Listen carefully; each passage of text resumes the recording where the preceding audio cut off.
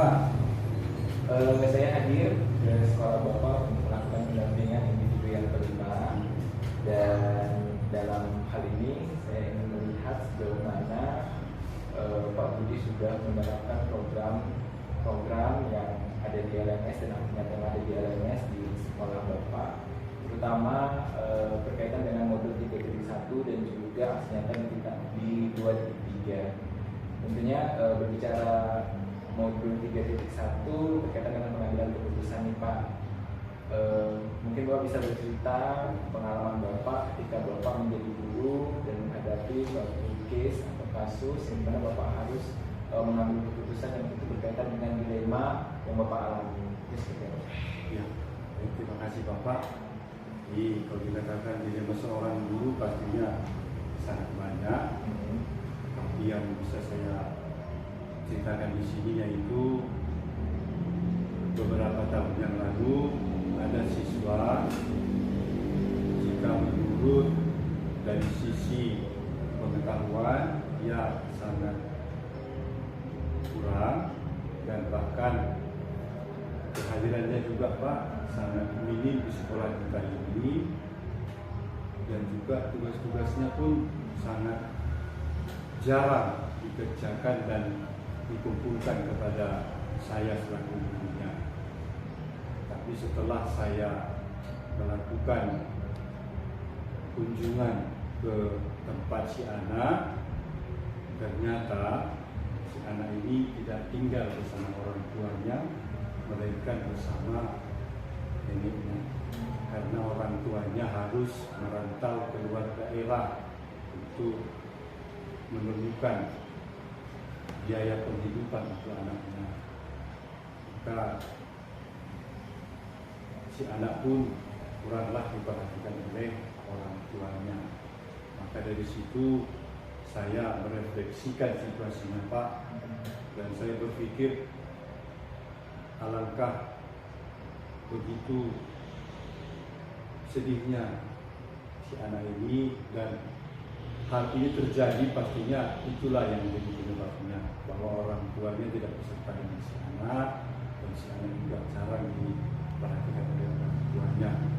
Sehingga Pak, begitu adanya rapat Dewan Guru dalam penetapan dan tinggal siswa, saya pun menyampaikan hal itu langsung kepada Ibu Kepala Sekolah, dan beliau juga mempertimbangkan untuk masa depan si anak ini, jangka pendeknya bagaimana, jangka panjangnya bagaimana, dan juga didengarkan oleh seluruh Dewan Guru.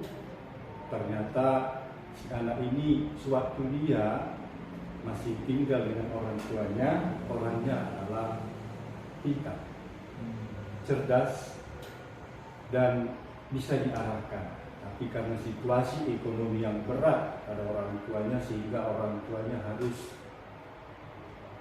bekerja di luar daerah, sehingga si anak pun tidak terpantau lagi kegiatannya. Maka dilema yang saya rasakan tadi itu adalah bagaimana kalau saya menaikkan si anak, apa jalannya.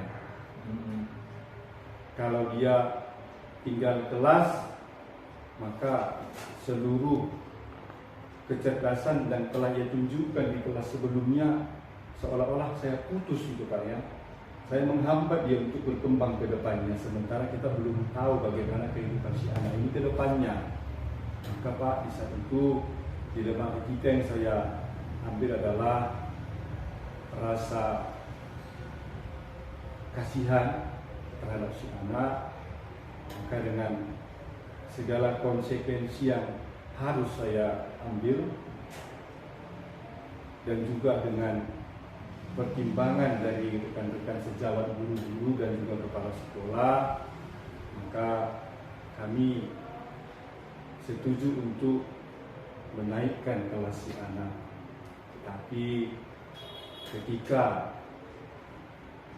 pembagian laporan hasil belajar anak-anak, kami memintakan kedatangan atau kehadiran orang tuanya.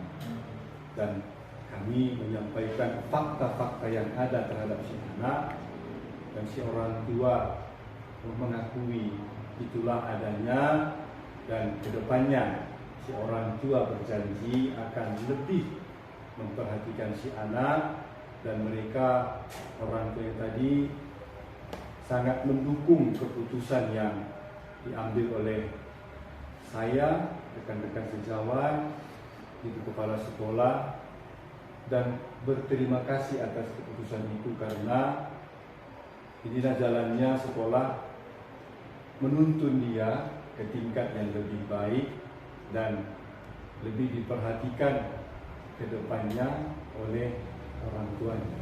Demikian. Artinya dalam proses pengambilan keputusan memang kita harus mempertimbangkan yang namanya rasa kemanusiaan dan juga efek jangka panjang, gitu ya Pak ya. Terkait dengan program ini Pak yang berdampak kepada murid di sekolah, kira-kira apa yang sudah Bapak buat di sekolah SD?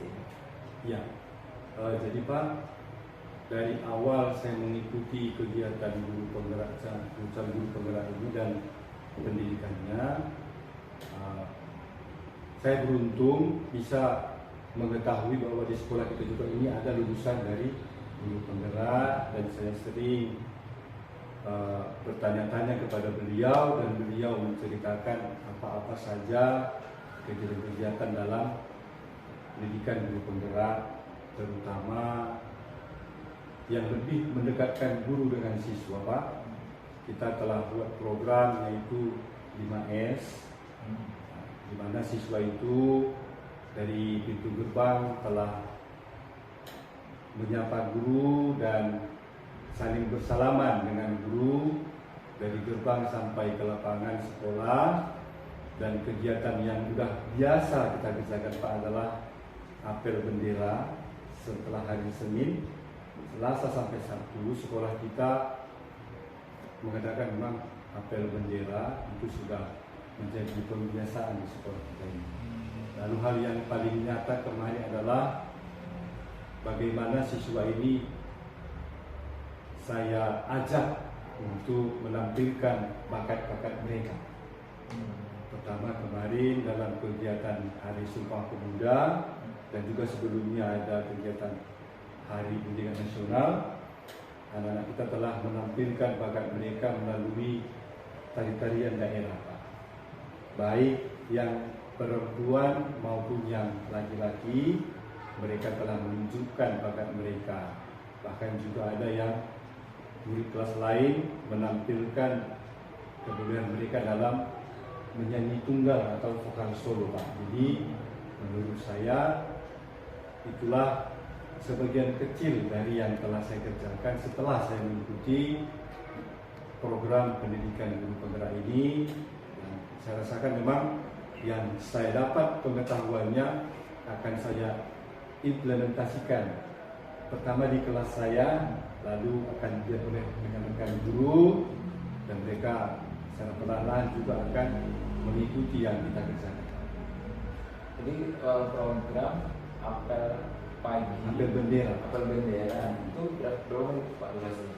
Durasinya paling lama Pak 20 menit. Itu beda dengan upacara ya?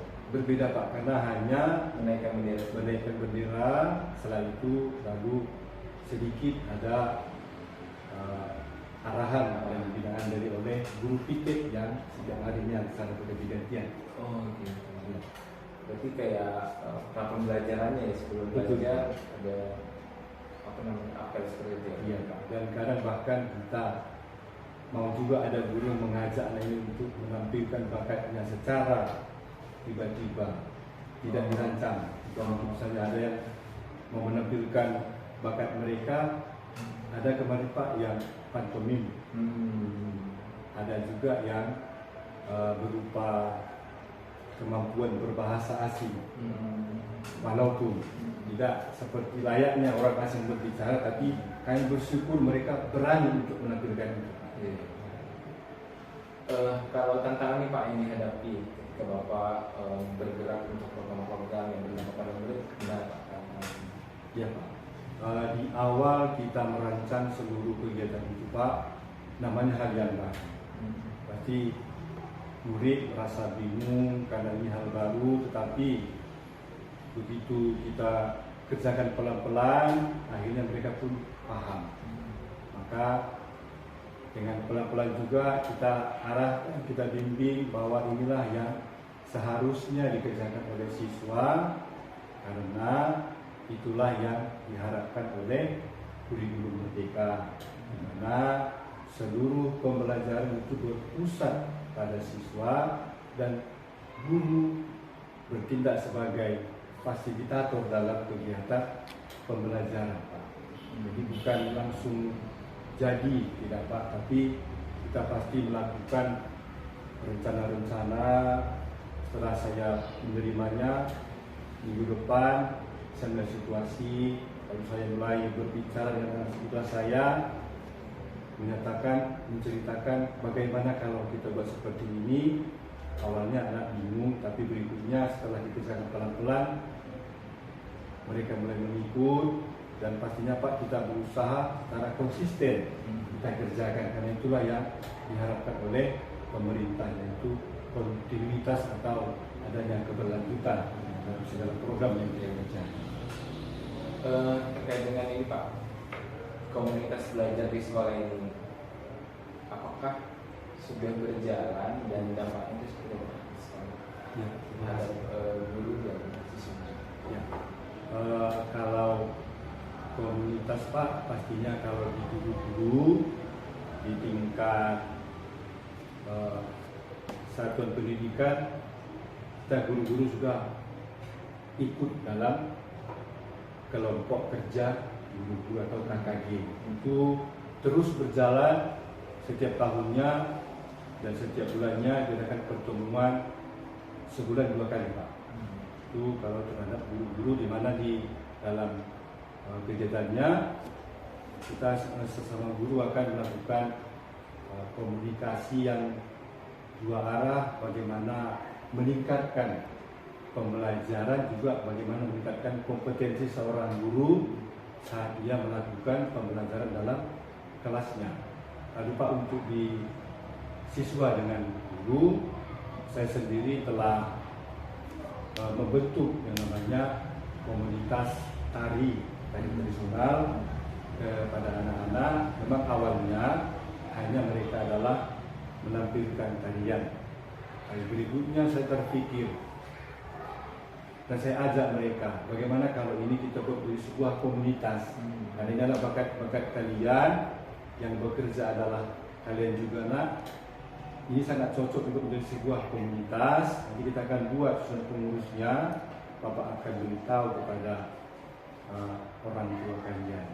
Dan juga Pak, sebetulnya bukan hanya itu, juga sekolah kita ini telah membuat namanya komunitas pasukan pengibar bendera. Itu oleh guru olahraga, beliau memang ahlinya dalam bidang baris berbaris. Beliau telah membentuk hal itu secara berkelanjutan Pak, berkelanjutan. Begitu yang kelas 6 sudah banyak menjadi anggota, mereka mau selesai, maka yang kelas 6 dikurangi porsi jumlahnya, diperbanyak ke kelas 5. Kita lagi kelas 4, sehingga dia terus berjalan bagaimana layaknya aliran air, tidak pernah terhambat, sehingga setiap hari Senin, kalau saya lihat Pak, tidak pernah ada kendala dalam pelaksanaan pengibaran atau upacara pengibaran bendera putih Pak. Luar biasa ya Pak. Kemudian kisahnya tadi saya sudah mendengar bagaimana implementasinya juga di sekolah.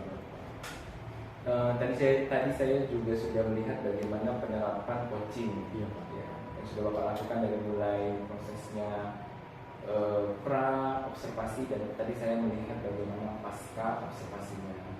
Kira-kira nih Pak Budi, tantangan yang dihadapi ketika memandu coaching itu seperti apa? Ya Pak, di awal informasi ini saya dapat di iklan kita, Guru Penggerak, dan di LMS. Saya langsung berpikir siapakah guru yang akan saya ajak untuk berkolaborasi dalam kegiatan coaching ini.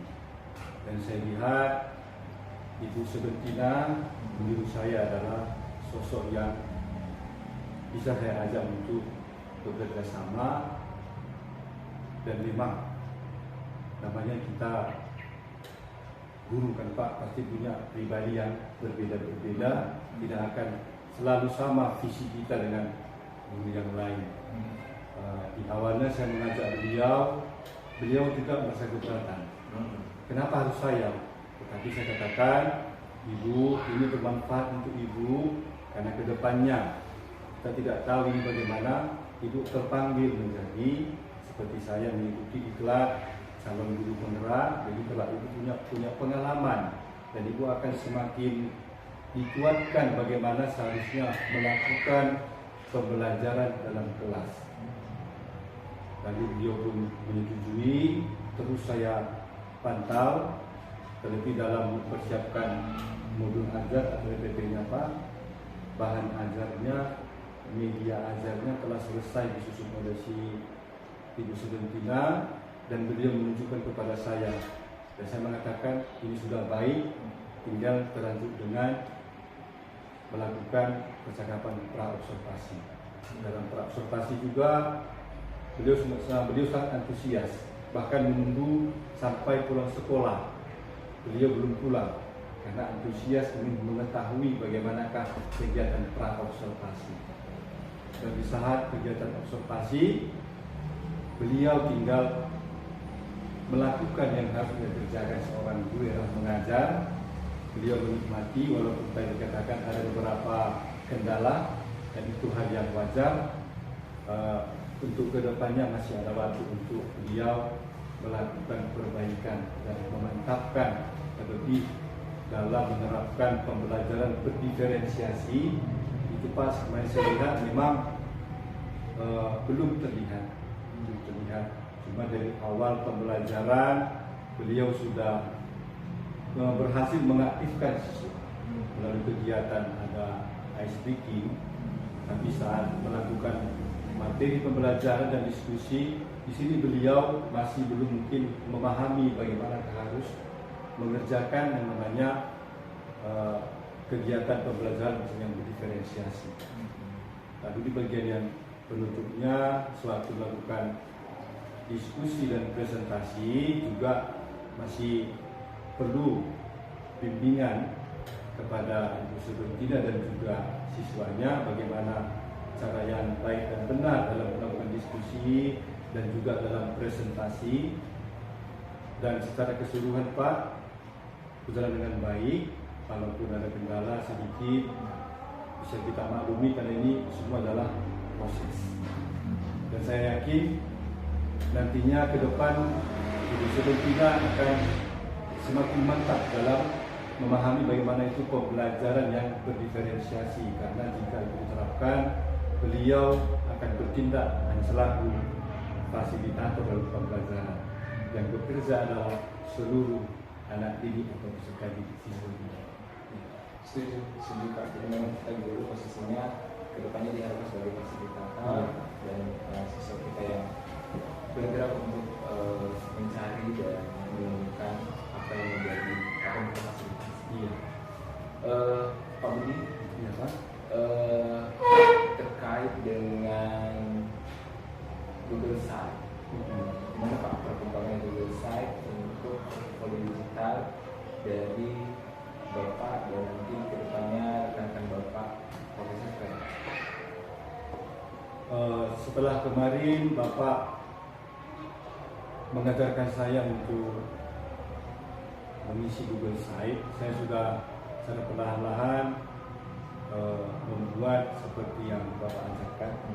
Dan saat ini memang Pak, karena kegiatan yang begitu padat baik di sekolah dan juga di kegiatan diklat guru penggerak, memang kalau menurut saya masih 50%, dan saya akan berupaya mengejar sampai nantinya sewaktu akan selesai diklat ini, seluruh hal-hal yang perlu untuk Google Site itu yang menjadi portofolio saya selama mengikuti kegiatan guru penggerak akan saya upload dalam website Pak, dan itu akan saya publikasikan sehingga seluruh orang yang melihat akan mengetahui bahwa sekolah ini memiliki aset yang luar biasa, bukan hanya bangunan fisiknya, tapi yang paling utama adalah sumber daya manusianya. Setuju saya Pak Budi, dan memang apa yang Bapak lakukan saya sudah melihat bagaimana Bapak berdampak di sekolah ini dan menginspirasi serta berupaya menularkan kepada guru-gurunya, walaupun memang gurunya awalnya menolak, mungkin tidak percaya diri dan dia merasa takut juga, tapi saya yakin dan percaya itu kedepannya nanti dia itu juga sama-sama bergerak di sekolah ini.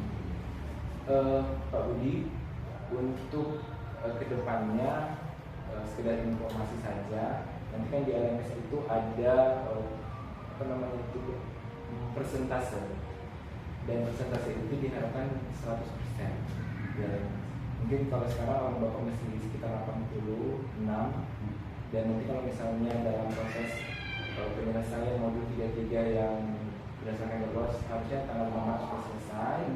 Jadi kalau memang belum sampai 100% di LMS-nya, Bapak ulik-ulik lagi, mana tahu ada yang skip atau ada hal-hal beberapa yang diberikan komentar atau umpan balik, maka itu diberikan masukan atau umpan balik sehingga di LMS-nya persentasenya 100%. Ataupun mungkin ada video yang skip yang tidak ditonton 100%, maka diulangi lagi, bisa dicari lagi. Iya, itu informasi tambahan dari saya, Pak Budi, dan kita sudah dari penghujung pendampingan yang kelima. Besar harapan saya Pak Budi tetap semangat dan terus menginspirasi di sekolahnya. Ada pertanyaan Pak? tidak ada. Ya, jika tidak ada pertanyaan saya pamit izin. Selamat pagi. Ya, terima kasih. Ya.